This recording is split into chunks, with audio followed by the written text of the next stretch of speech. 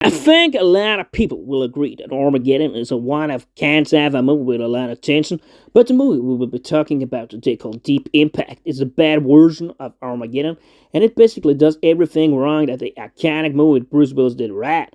First problem with the movie is about the tension, where the tension was extremely good, and in a lot of the moments, you could feel a tension right on your toes throughout most of the movie. During the events, it was a very tension-filled story, and it is not the same in this movie. In this movie, a lot of the movie feels very boring, and you could feel the tension in very few of the moments during the movie. Even what happens during the expedition up in space, it is not exactly dramatic.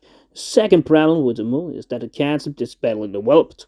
You see basically the same story as in Armageddon with this comment about the crashing the Earth, but it is basically what would happen if the mission fails. Because in Deep Impact, unlike in the other movie, one of the comets actually hits.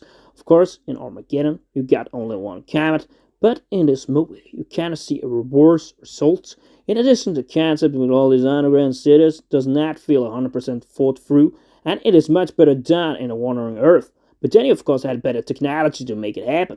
Another bad feature when it comes to this movie comes down to the characters. Like in Armageddon, where you have this fantastic cast with Bruce Willis, Ben Affleck, Owen Wilson, and Billy Bob Thornton. In this movie, you see bad characters, and you just don't have the same pool with weaker actors. Although Robert Duvall plays okay, Morgan Freeman is the only actor that saves this one from being a weaker movie. In his role as a president in a deeply disturbing situation. In the role, he plays this president that manages to be a figure that brings the people together, and it is of course a weak shining light in a quite boring movie. Furthermore, the movie has a problem with how the story is told. The story is told through a news special in the eyes of host Jenna Lerner, and it feels a bit like a documentary about the moon landing rather than a sci-fi disaster movie.